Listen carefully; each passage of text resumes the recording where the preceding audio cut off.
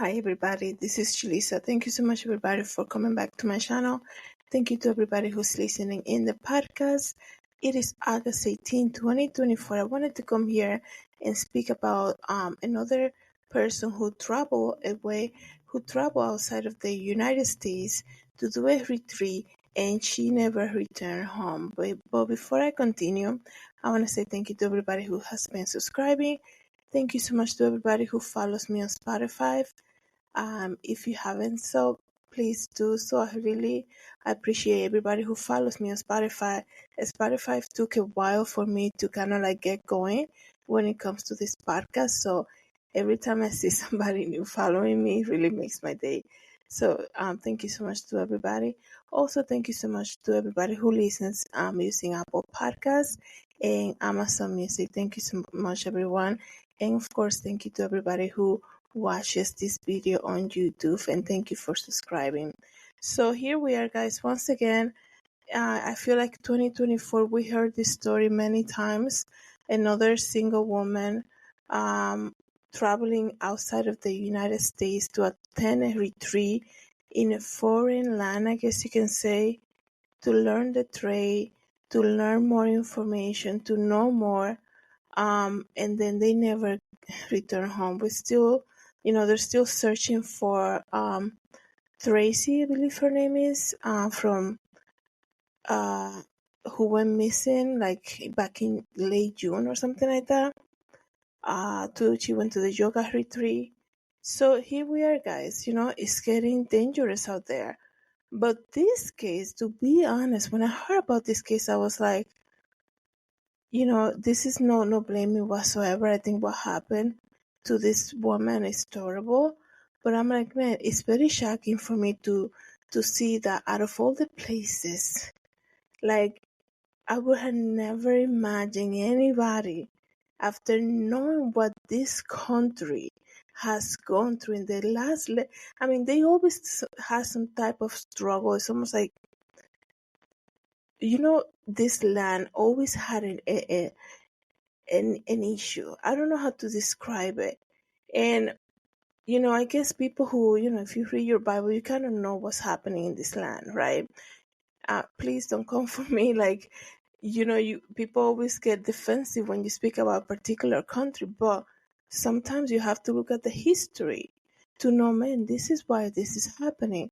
We all know, guys, that Haiti has struggled, I mean, since history that I know about that country. And you guys know I'm Dominican, so I was very aware of Haiti at a very early age, okay? Because when you're growing up in the Dominican Republic and you're doing arts and crafts in school, you're drawing the island map, right? Especially me, I did a lot of art classes in my early school days. So I'm very familiar with Haiti when it comes to where it's located, right? It's our neighboring country over there in the DR. So I was like, man, out of all the places that you can go ahead and do a retreat to learn something about some type of training, you're gonna go to Haiti, like out of all the places?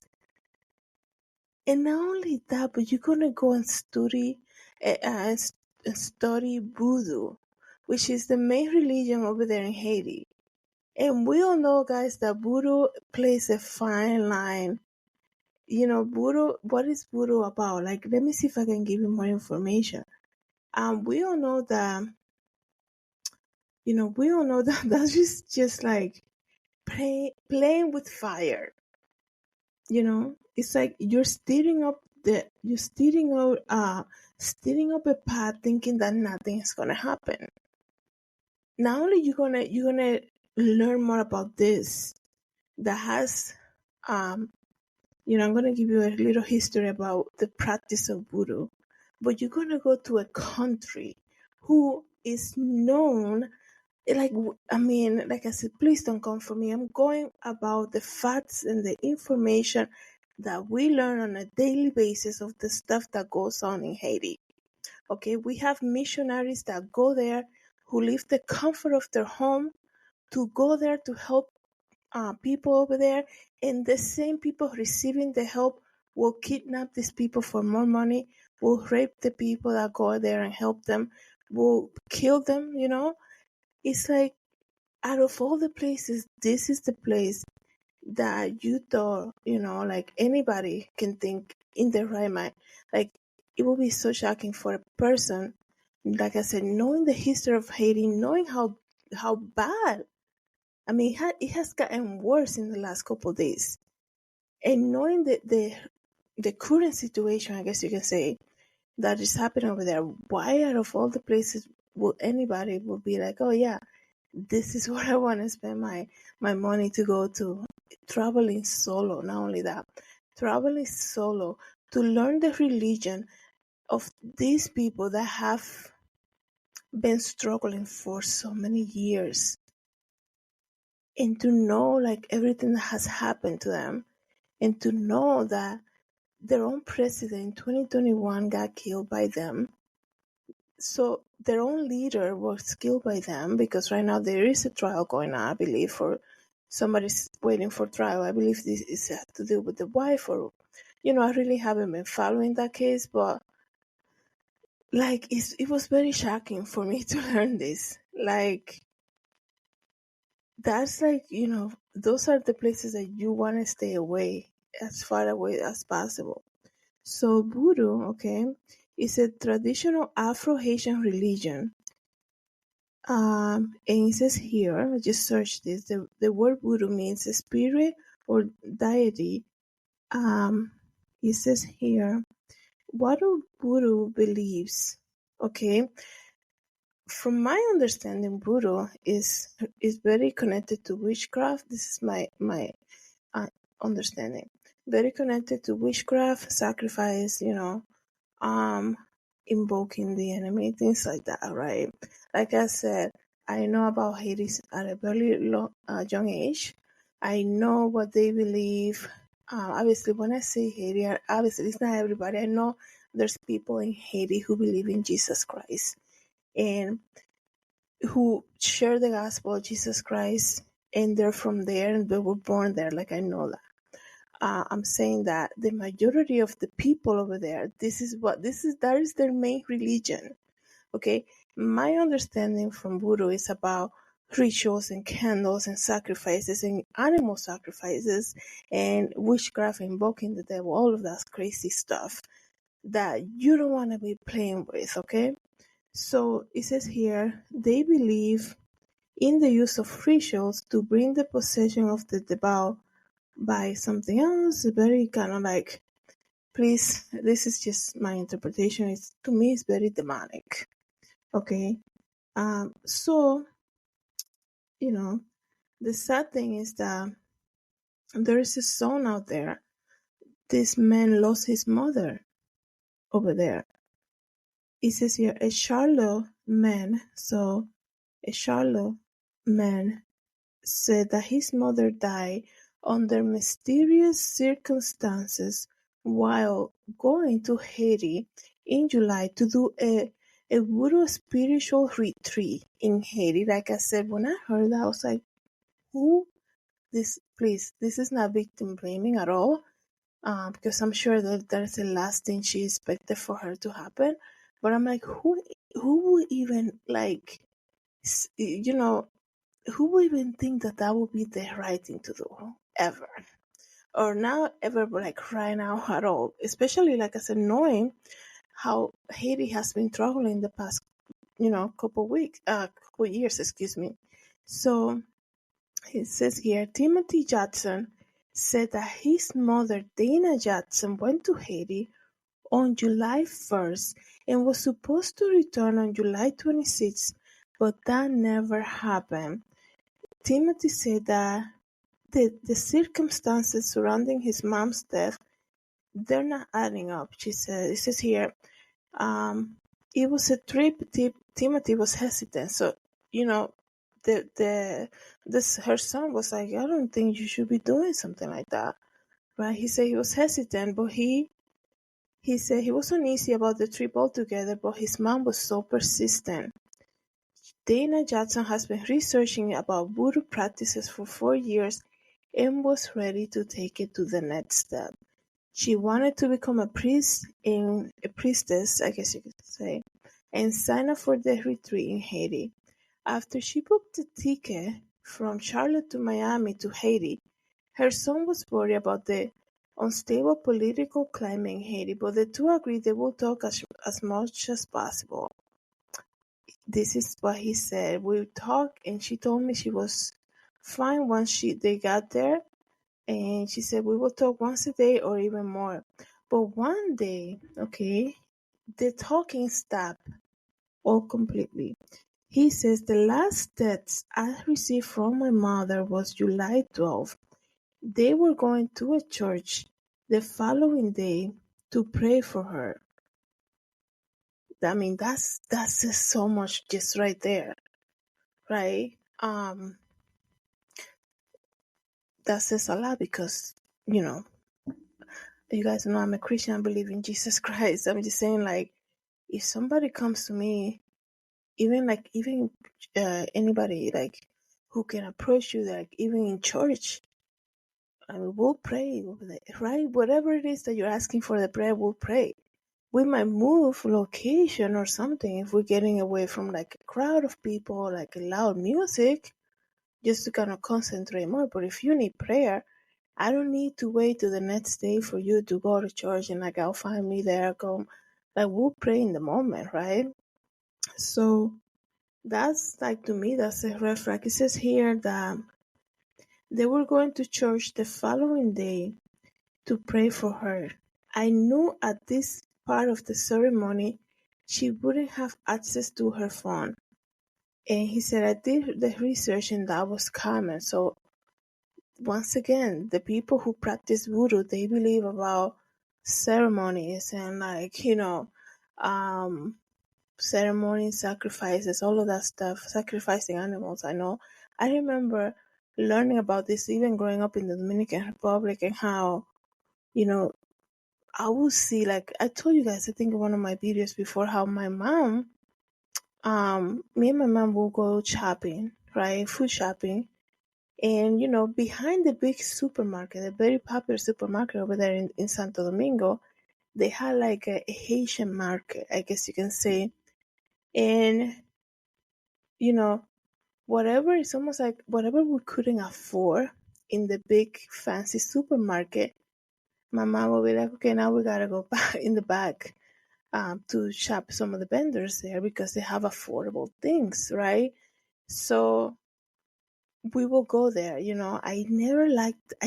always felt like uneasy over there because there was like a lot of people and it was always like muddy, meaning like, they were just set up outside and the rain or shine, they were always there, right? That's how they make their living. So if it rained a lot, it was always muddy and like our shoes will get dirty and things like that. And, there was a language barrier too. Not everybody who was there, the vendors didn't speak Spanish. And it was a lot of, hand communicating little words or like waiting for somebody to come and translate. Um, and, I will see a lot of people smoking the big cigars. And that, I didn't, like I said, I remember that, but it's not like I like going there. Like I can't wait to go over there. I remember the market setup and all of that. Like it was so many tables, almost one on top of the other. So, but every time I would see people with the big cigars, right, and they always had like the head covering, I would picture. This is so crazy that I'm thinking about that. I would picture. I would picture in my head like I would question like why are there always like a lot of them smoking. And then, I'm like later on, I'm like, maybe, I don't know if it's a religion that they believe that they use a lot of smoke. They use a lot of cigars. And I think it's I think it goes to same with it goes with, is this okay? It's recording, excuse me. My light just went off here. It goes with a lot of, the things that they believe in, the rituals that they do, okay? So that's what I was thinking. Let me see if I can get the light going over here. So that's better. Okay. So it was just like, interesting. But this is what he said. She said, Dana told him that she will message him back on July 21st. So the son is saying, like, I know she was going to do the last part of the retreat. They were going to be in a church. They were going to do a ceremony, and she was not going to have access to her phone. And she was going to, they were going to pray for her, which I thought that was kind of interesting that he said that. So then after July 21st, they never spoke again. And he said on the 22nd, he said, I had an eerie feeling that he had no messages on the WhatsApp, okay? Then he received a call from his grandfather July 22nd. His grandfather told him that his mother had died. And then he pulled the itinerary and called the lady in charge and asked her what happened. And they immediately asked him, how do you know that she died? Then they say she had gone through the ritual but got sick and had a stroke. Then she had seizures. Then they changed it up and said that she had an asthma attack. So that's interesting that they called the father first, right? So maybe it could have been something that she put as an emergency contact. And be like, if anything happened, call my dad. Probably don't tell my son, the bad news or something. So, but then they question this when the son called. They say, how do you know? Like, who told you? So that, it's very interesting that they will say that. But they say during the ritual, she got sick. So what did they do there? I mean, like I said, I'm sorry to say it, whoever believes in this, but when you do rituals like that, especially for voodoo and things like that, you are playing with the enemy. Okay, and these people use a lot of sacrifices. If they use animal sacrifices and the blood of animals, you can only imagine. And I just, it's just so sad that this happened to her, right? But yeah, like this, you have to remember, guys. I pulled this information to tell you, in 2021, their president security team failed him completely, that these attackers were able to drive up to the home of the president of this country that was supposed to have the maximum protection ever. And okay, one thing is to, when there is a country that is against their president or whatever, like it happened in my country with Trujillo, right? They waited for him to pass by this avenue and they made the whole plan and, they took him out.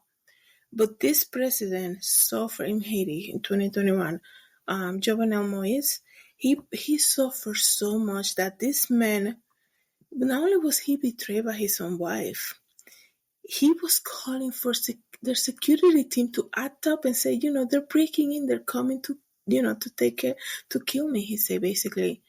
And he got no response. And not only that, I remember making videos about this because people are like, how do you know it was their own people who did it?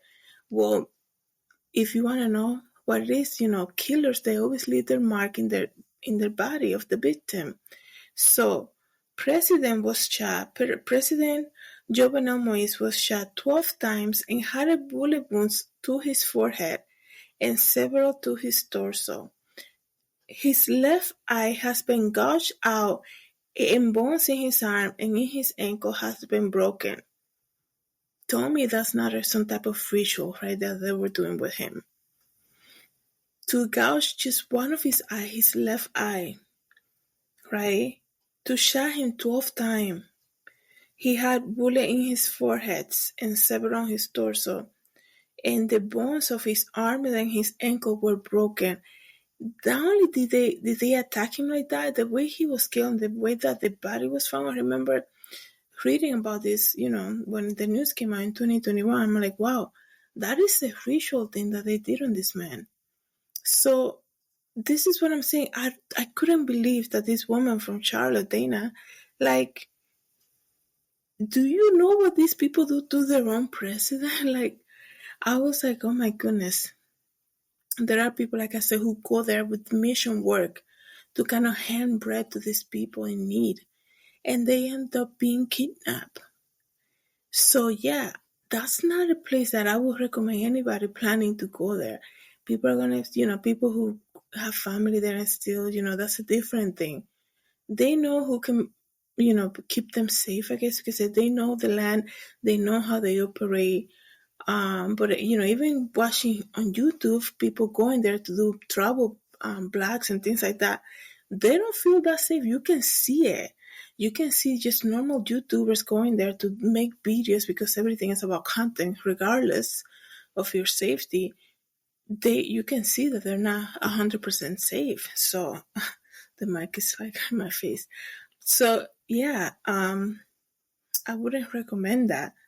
It's so sad that Timothy had to go through this. He said, they told her that she went through the whole ritual, but during the ritual, she got sick. He said, I feel like they manipulated and lied to my mom, and I feel I can't be quiet about it. So that's why he came out to the news and started speaking about it. So, let me know what you guys think, okay? Let me know what you guys think. Just thinking about it now briefly about talking about before, like I said, going to the market in the Dominican Republic. I always feel unease about it.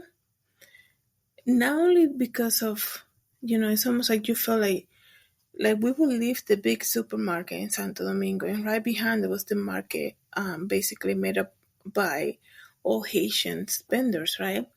Yes, they had great price. A lot of the women there were super nice, even though I could barely understand what they were telling me. But then you have like the men, they would just look at you weird. It's almost like they were trying with their eyes, trying to get like, inside of your mind or something. And it's almost like, I know they're like bending and like they're trying to sell, that's their living. But it was like I was a young girl too, right? I was just going there with my mom. Even so, I couldn't feel like 100% like that I wanted to be there, right? My mom had a lot of street smart. She was very smart, and she wasn't afraid of anything. So, it's not like I didn't feel safe because I know like who my mom is.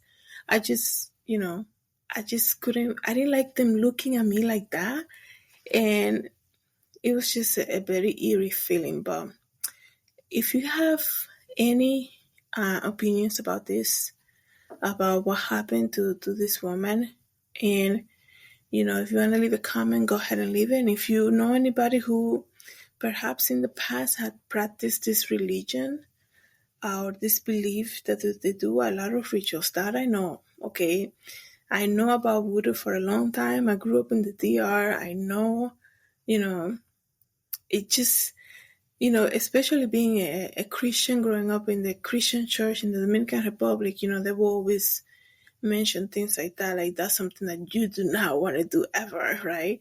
So let me know what you guys think about this. Thank you so much, everybody, for coming back to my channel. Thank you so much for listening in the podcast. Have a good day. God bless.